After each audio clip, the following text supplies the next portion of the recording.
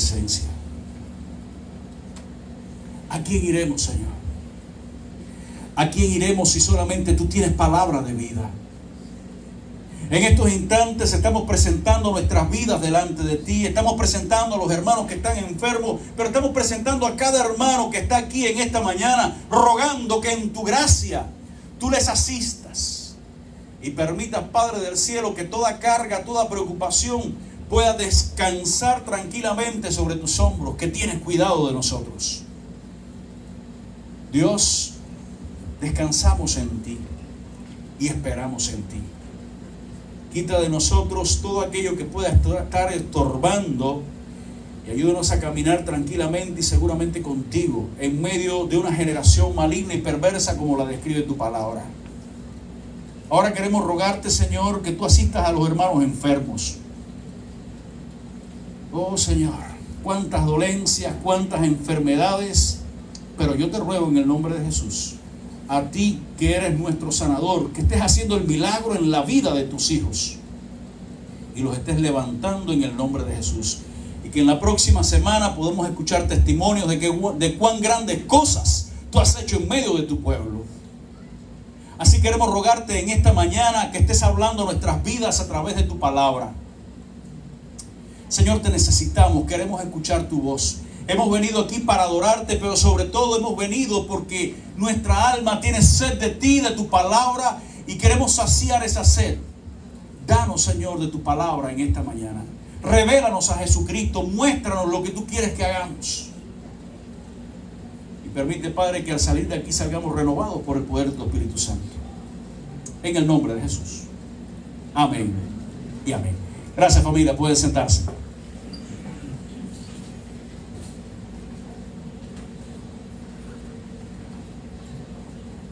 Gloria a Dios. Bien, hermanos, hace muchos años atrás, cuando era un niño, recuerdo una película que no recuerdo el título, tal vez alguna persona la vio y me puede recordar el título, pero era interesante, una película que narraba la carrera, o tal vez no la carrera, sino los comienzos de un político. Y en esta carrera, en esta competencia, podemos decirlo así, habían varias personas que querían ser senadores. No recuerdo la situación exacta, pero eran en el ámbito de la política. Y aquella persona que estaba compitiendo, el protagonista, cuántas barbaridades pasó en el camino para poder llegar a ser político, a tener ese título. Pero la cuestión es que después que hace todo y salió electo en la película, el padre, que también había sido político, se le acerca y lo abraza y le dice: hijo, ya eres un político. A lo que él después que le dice estas palabras, es como que dice: sí, ¿y ahora qué? Como diciendo: ¿y ahora qué hago? Esa es la imagen que recuerdo de esa película de los años 80 por allá. Una persona que se involucra en algo, pero al final no sabe qué hacer.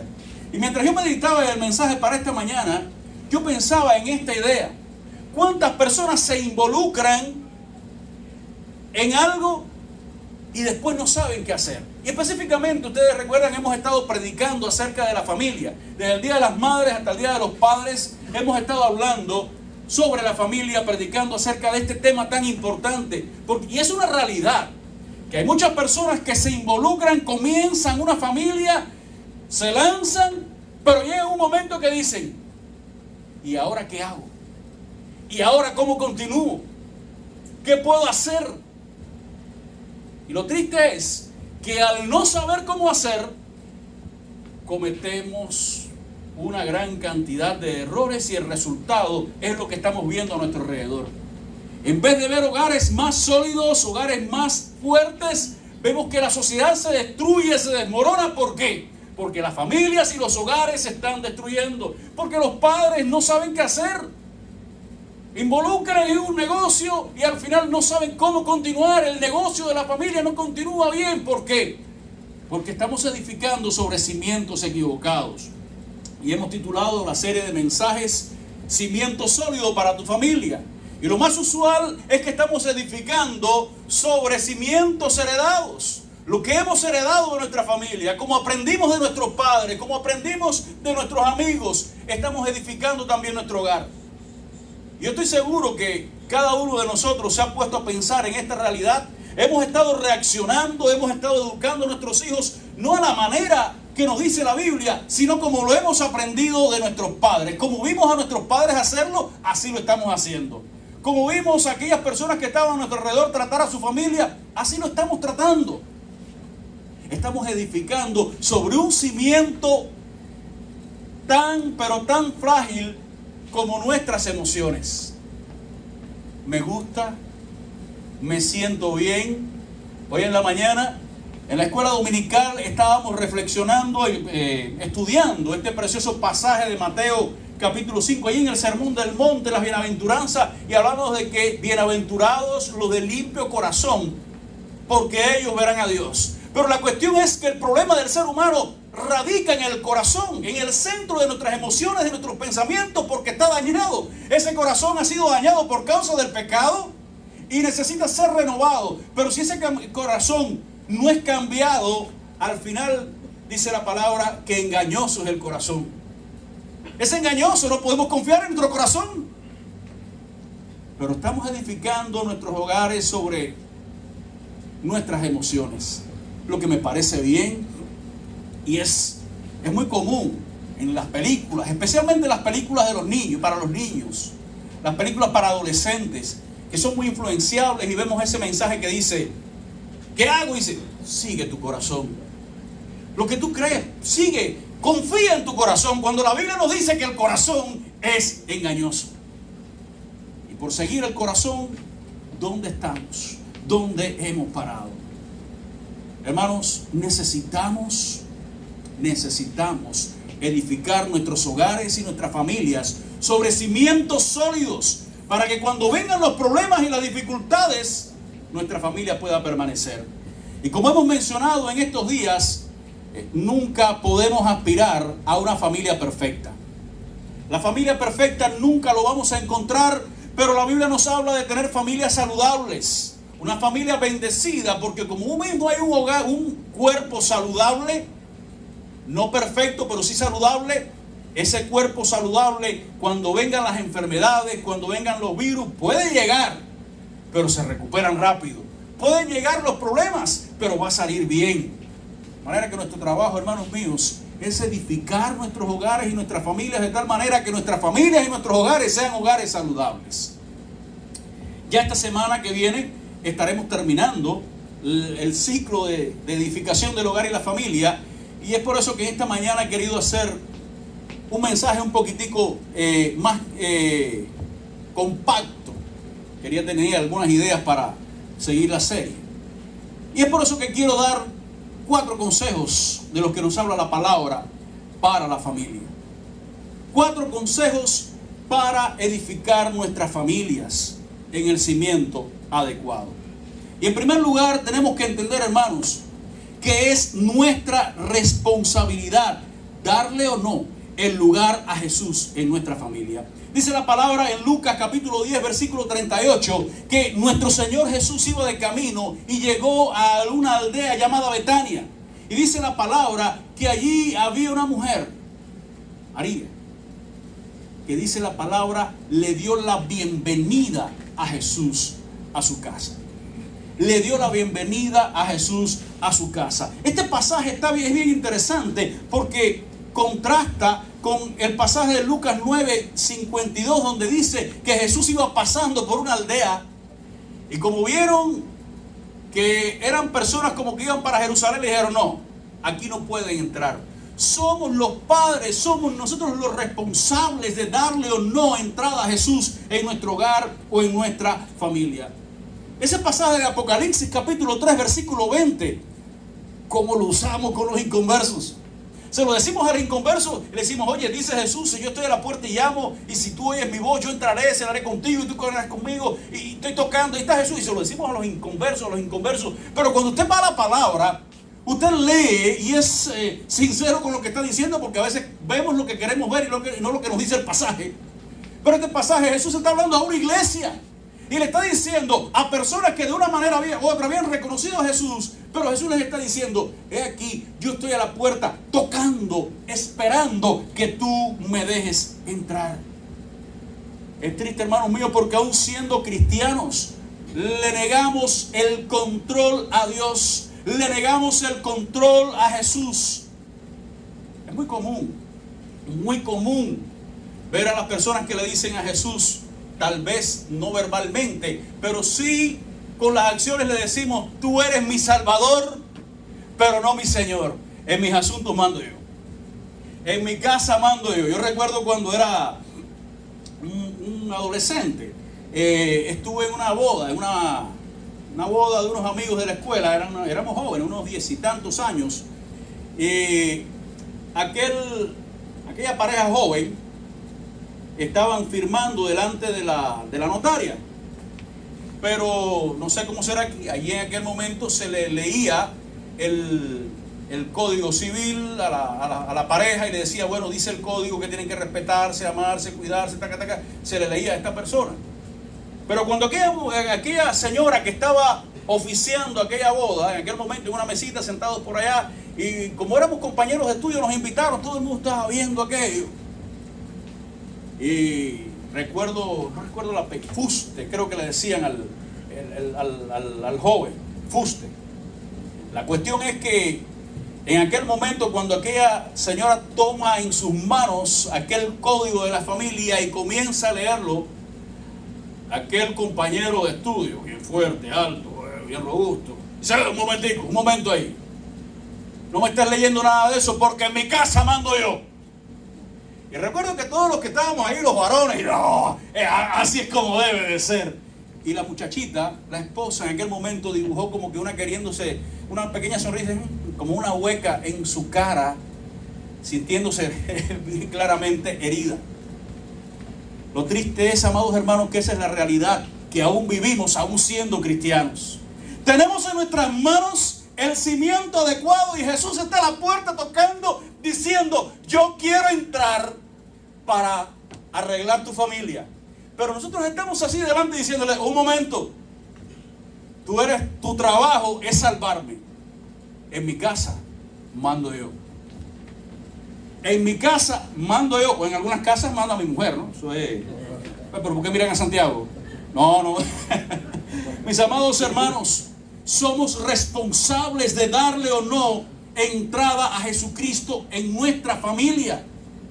Somos responsables de ello. Pero por otra parte, en segundo lugar,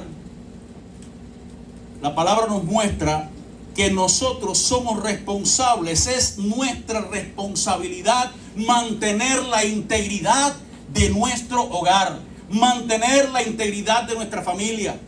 Hay un pasaje bien triste en la palabra, un pasaje, hermanos míos, que es un pasaje completamente negativo y bien triste. Nos cuenta ahí en el primer libro de Samuel que hubo un sacerdote llamado Elí, un hombre que era el que representaba a Dios en medio del pueblo, un hombre que era el que ministraba delante del pueblo, ministraba a Dios. Pero este hombre puso en primer lugar a sus hijos, este hombre puso en primer lugar a su familia, y este hombre le permitió a sus hijos hacer cosas que no eran agradables delante de Dios, eran cosas pecaminosas. Este hombre se lo permitió. Y al final tuvo que pagar las consecuencias por sus errores, por sus pecados. Y dice la palabra que murió él y también murieron sus hijos. ¿Por qué? Porque un día este padre dejó a sus hijos hacer lo que quieran, lo que querían. Ahora, hermano, estamos viviendo en un mundo, en una sociedad, en unos tiempos donde en muchos hogares son los hijos los que hacen lo que da la gana. Y hasta los hijos amenazan a los padres. Yo me he encontrado en casos donde hijos han amenazado a los padres: si me dices algo, llama al 911 y le digo que me estás dando golpe. Y le digo, y eso lo estamos viendo, son los hijos. Pero quiero decirte, hermano mío, dice la palabra: no participes en pecado ajeno. Y cuando tú permites el pecado de tus hijos debajo de tu techo, aunque tú no lo estés practicando directamente, tú eres partícipe de ese pecado. Somos responsables de mantener la integridad espiritual de nuestro hogar y nuestra familia. No te olvides de eso, porque Dios te va a pedir cuenta. Fíjense, dice la palabra que Eva tomó la fruta, comió y la dio a su esposo. Y al final tuvieron que dar cuentas. Dios llamó a Adán y le dijo, ¿qué pasó? ¿Dónde está? Hay un precioso pasaje también que todos conocemos, ahí en el libro de Josué, donde Josué había sabido edificar su familia sobre un fundamento sólido. Porque cuando él se reunió con todo el pueblo, él les dijo, mira, escojan hoy a quién van a seguir. Yo no sé ustedes lo que van a hacer. Yo no sé ustedes la decisión que van a tomar. Pero yo y mi casa, ¿qué cosa? Serviremos a Jehová. Me encanta este pasaje porque Josué no tuvo que ir a hablar con su familia. Él no tuvo que hacer una reunión familiar para decir, bueno, ven acá y ¿qué hacemos? Seguimos todo. ¿Ustedes van a seguir a Jehová también? ¿Ustedes van a confiar en Jehová? No. Él estaba consciente del trabajo que había hecho. Él estaba consciente de cuál era su meta. Él estaba consciente de cuál era su responsabilidad. Y en el momento que fue preciso, él se paró delante de una congregación y le dijo, yo no sé ustedes, pero mi decisión es que mi casa y yo, toda mi familia, va a servir a Jehová. Mis amados hermanos, necesitamos mantener la integridad espiritual en nuestro hogar y en nuestra familia. Cuando tú permites el pecado va a traer su consecuencia. No te olvides de esto. El pecado es una cuenta que va a estar cargándose. Al final vas a sufrir las consecuencias.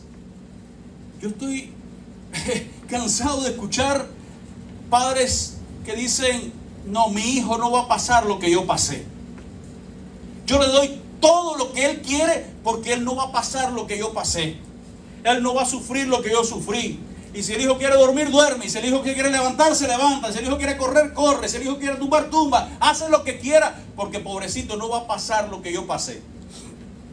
Pero yo quiero que tú sepas algo. Tú eres hoy lo que tú eres por una razón. Porque tú pasaste lo que pasaste. Tú pasaste lo que pasaste. El jueves yo usaba una ilustración con los hermanos en el culto de estudio bíblico. En cierta ocasión un hombre se encontró un capullo de una mariposa. Ustedes saben que ese proceso precioso de metamorfosis, donde una mariposa, simplemente un gusano, se cubre de seda y se convierte luego en una mariposa. Y esta persona se encontró ese capullo y estaba mirando, y qué bueno, lo puso en un recipiente para ver cómo salía la mariposa. Y todos los días le daba una vuelta y todos los días lo miraba hasta el momento en que comienza a romperse el capullo. ¡Qué emoción! Aquel hombre buscó una cámara, buscó teléfono y se puso a mirar y espera, mirando aquel capullo como se rompía. Pero la cuestión es que el tiempo pasa y nos vamos poniendo viejos. Y aquel capullo se demoraba demasiado en abrirse y pasaba un rato y no sé, hasta que este hombre se desesperó un poquito y buscó una pequeña pinza y una pequeñita tijera y dijo, déjame ayudar a esta mariposa a salir. Y le dio un cortecito por acá y le ayudó un poquitico, porque a veces necesitamos ayudar para que... Y qué lindo. Cuando termina de cortar y abrir, estira las alas a aquella preciosa mariposa. Aquella preciosa mariposa y le tira fotos, qué lindo, y ahora vuela. Empezó a soplarla. A ver si sigue. Y le empezó. Pero la mariposa no podía volar.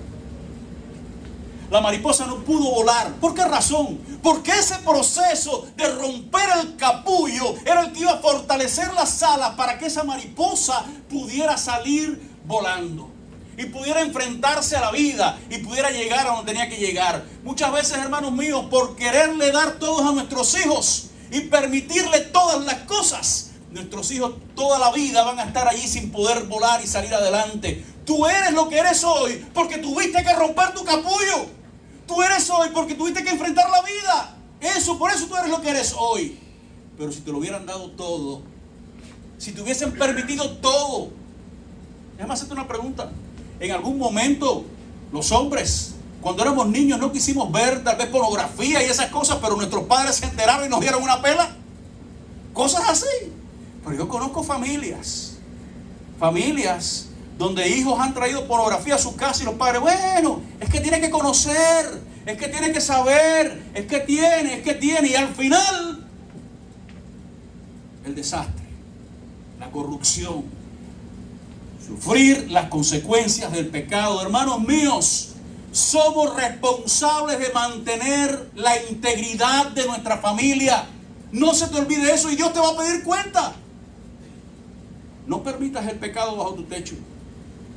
Hay un amigo que su hija insistía en practicar el pecado bajo su techo.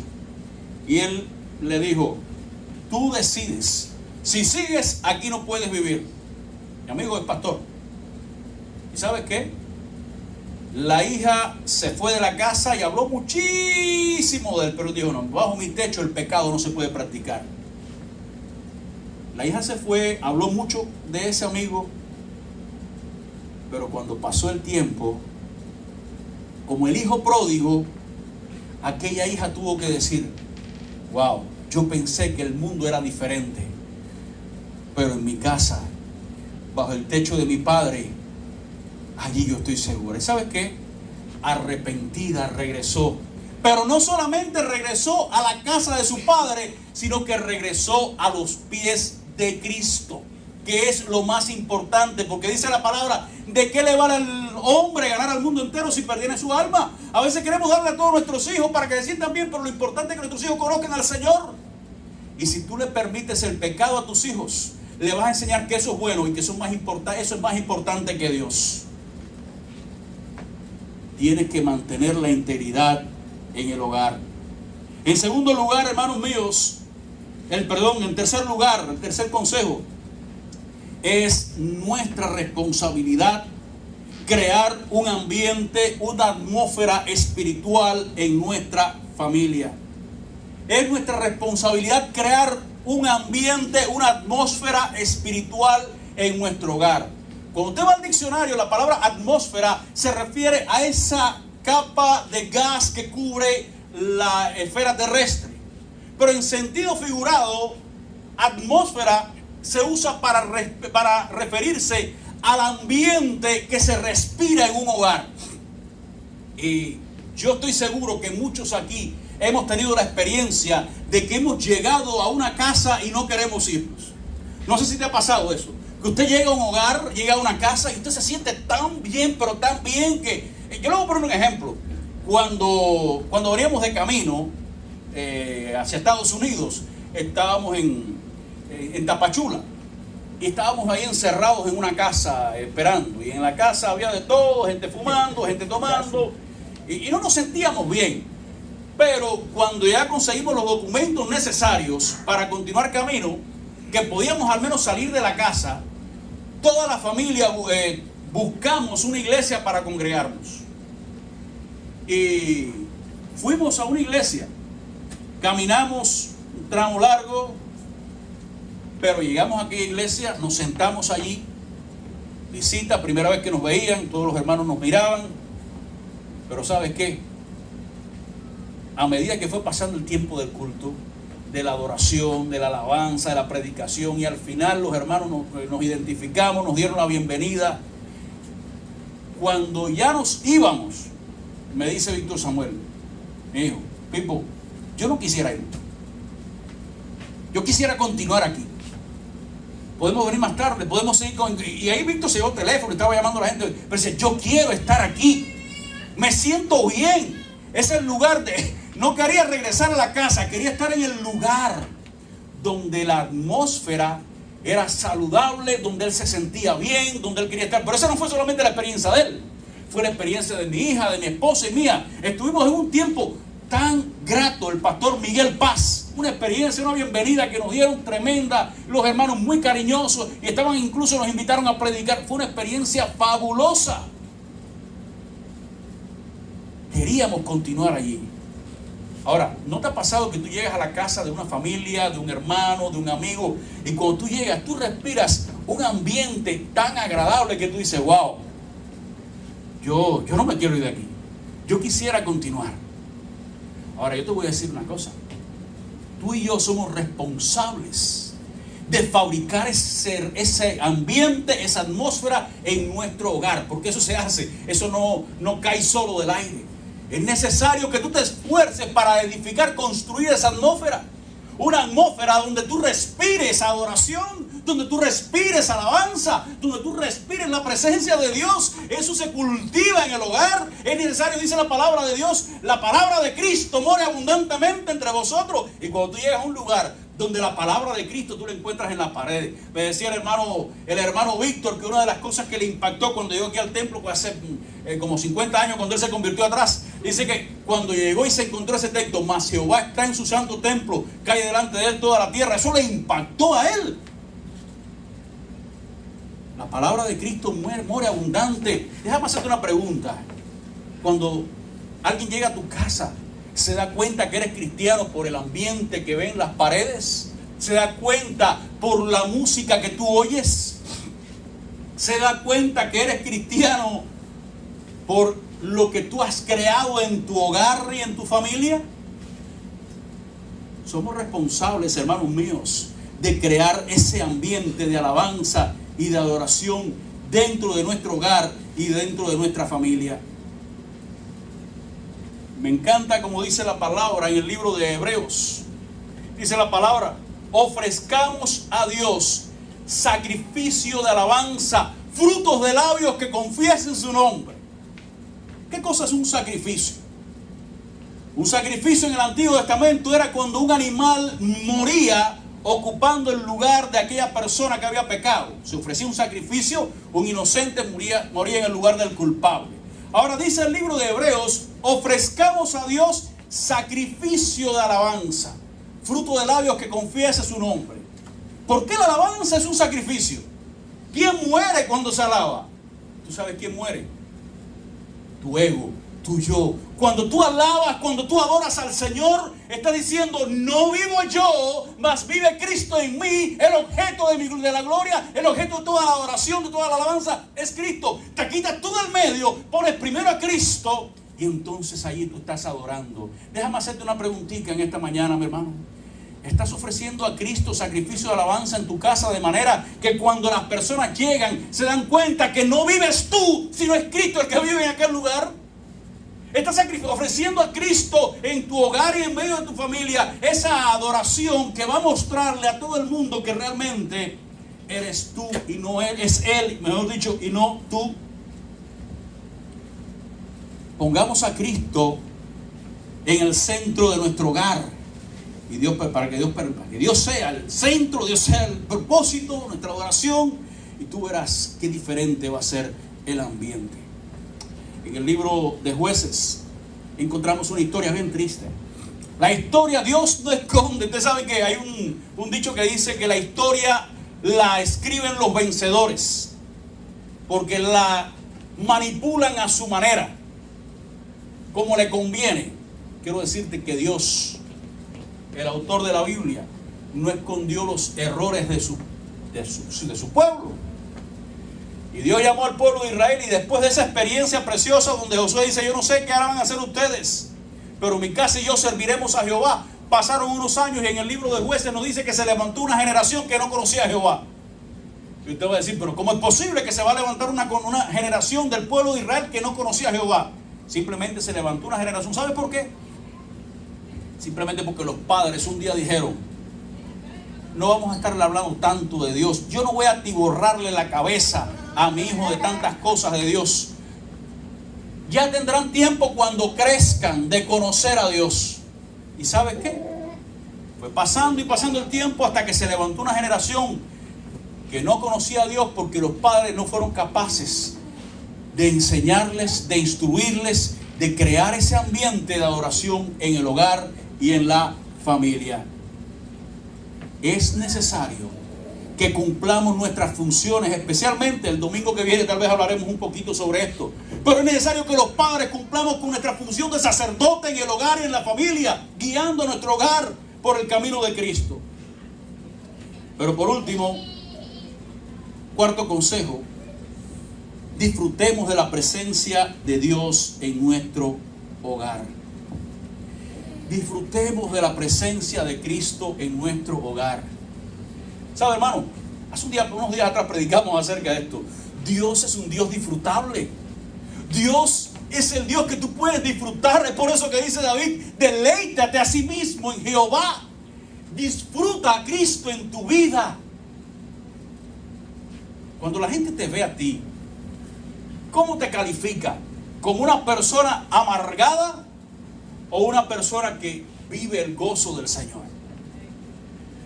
Hay una historia que en cierta ocasión venía un muchachito junto con su compañero de aula. Todos los días iban pasando por una calle y había ahí un burro en una esquina, y cada vez que pasaban le decían: ese puede ser cristiano. Y cada vez que pasaban ese parece cristiano. Hasta que un día uno de los compañeritos de estudio le dice al muchachito: ven acá, ¿por qué tú le dices a ese burro que puede ser cristiano? Y dice: porque tiene la misma cara de mi abuelo que es cristiano. Y muchas veces, amados hermanos, hay personas que dicen ser cristianos, pero su cara es como la de burros y amargados, que no reflejan el gozo del Señor. Hermano, dice la palabra: el gozo del Señor es nuestra fortaleza. Aprende a disfrutar a Cristo en tu hogar, en tu familia.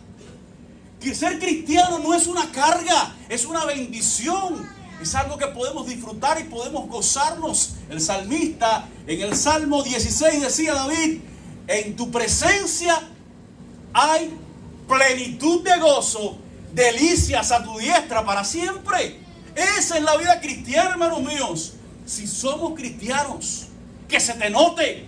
Si tú eres cristiano, que el mundo lo pueda ver en ti. Pero eso se ve a través del gozo. El gozo, fíjate, se dice que cuando Nerón lanzaba a los cristianos al circo romano para que los mataran las bestias o los gladiadores, dice que en una ocasión, cuenta una tradición, no sé si será histórico o no, pero cuenta la tradición, que cuando Nerón veía que los cristianos morían ahí en el circo y se abrazaban entre ellos y los mataban, pero una noche después que habían hecho una carnicería, muchos cristianos habían muerto, él comenzó a caminar por al lado de todos aquellos cuerpos de cristianos, pero miraba y decía: pero ¿cómo es posible? Todos tienen cara de alegría, están muriendo, pero tienen cara de alegría. ¿Cómo es posible? Y ciertamente es algo que él no podía entender, pero solamente pueden entender los cristianos, porque el cristiano es una persona que vive el gozo del Señor, es una persona que conoce que para mí, como decía Pablo, el vivir es Cristo y el morir es ganancia. Aprendamos a disfrutar a Cristo en nuestro hogar, en nuestra familia. Hermanos míos, hay mucho que tenemos que aprender de Dios.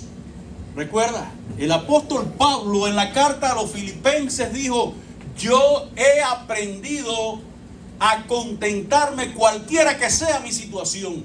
Yo he aprendido. Tenemos que aprender a vivir la vida cristiana. Tenemos que aprender a gozarnos en Dios. Tenemos que aprender. No te quedes con los brazos cruzados. Cuánta bendición Dios tiene para su pueblo, cuánto gozo y cuánta alegría, que muchas veces no estamos disfrutando simplemente porque no hemos aprendido.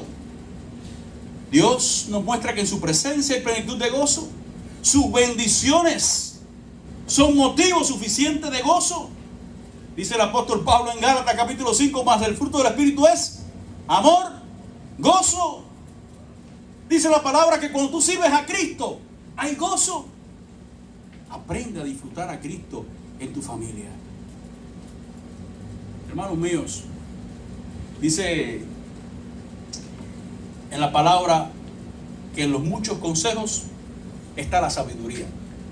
En la calle, allá en Cuba, no sé si ustedes conocerán ese dicho, pero dice: el que no oye consejo no llega viejo. Son 4 consejos. 4 consejos que tenemos que pensar en ellos.